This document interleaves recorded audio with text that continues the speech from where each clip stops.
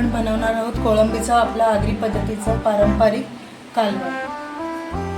त्यासाठी लागणार आहे आपल्याला कोळंबी साफ करून घेतलेली, स्वच्छ धुवून साफ करून कोळंबी घेतलेली आपण अंदाजे घेऊ शकतो जेवढी आपल्याला करायची आहे तेवढी।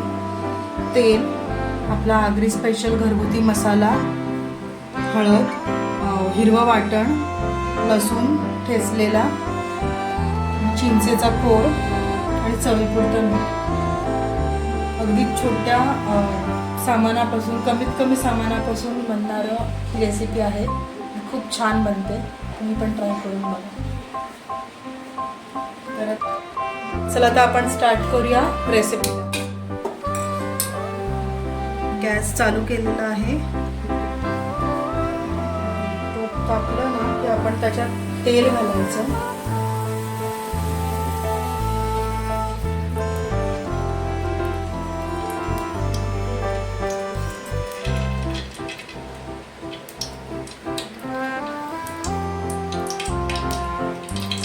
तेलाला कड आला की त्याच्यात आपण हा ठेचलेला लसूण घालायचा।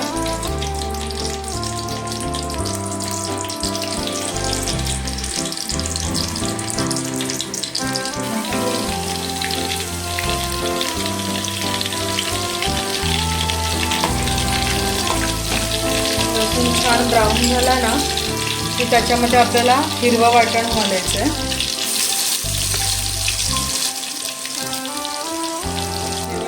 रेसिपी आधीच्या ब्लॉगमध्ये दिलेली आहे, कसं बनवतात ते तुम्ही तिथे जाऊन चेक करा।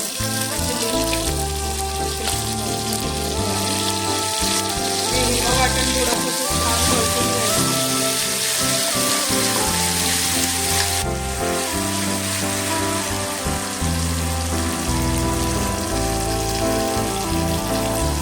आता आपण ह्याच्यात घालणार आहोत 1 चमचा हळद,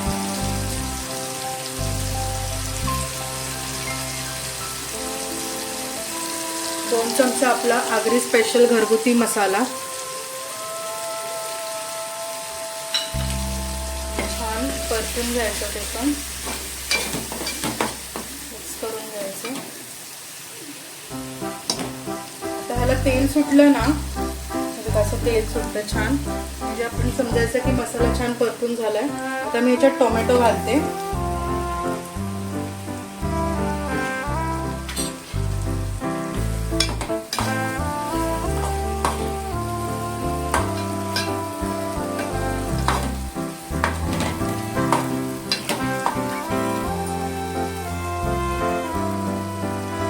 यात आपण ही कोळंबी घालूया। कोळंबी घातल्यानंतर छान परतून घ्यायचं याला।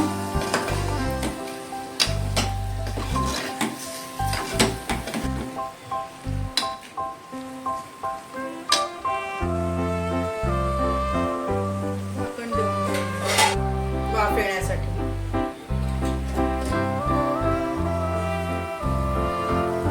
आता ह्याला वाफ आलेली असणार आहे। छान वाफ आली आहे।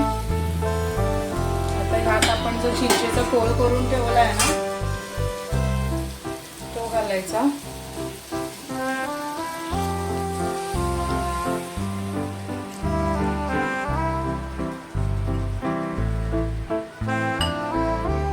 आणि हे जे गरम पाणी झालंय टोपावरचं ते घालायचं आणि आपल्याला जेवढा हवा तेवढा रसा करून घ्यायचा। आपल्याला कमी हवा असेल तर कमी करायचं, जास्त हवा असेल तर पाणी जास्त घालायचं। आपल्याला एवढं पुरेल। छान असं मिक्स करून घ्यायचं आणि पुन्हा एक उकळी काढून घ्यायची। अशी ही रेसिपी एकदम सोपी आणि झटपट होणारी आहे। कधी वेळ नसेल तर आपण पटकन बनवून गरम गरम भात लावून ह्याच्यावर छान मस्तपैकी जेवू शकतो। आता आपण पाहून घेऊया आपल्या कालवणाला छान उकाळा आलाय का। छान मस्त उकळतंय कालवण, छान उकाळा आला आहे। आपण ह्याच्यामध्ये चवीपुरतं मीठ घालून घेऊया।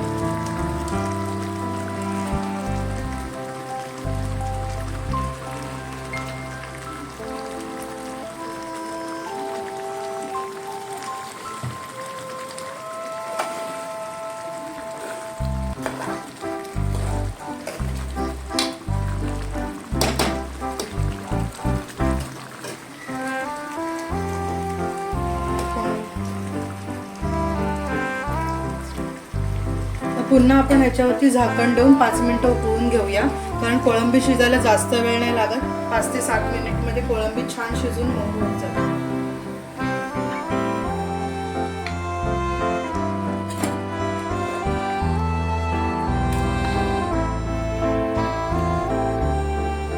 तयार आहे आपलं कोळंबीचं पारंपरिक पद्धतीचं छान कालवण आपल्या पद्धतीने केलं.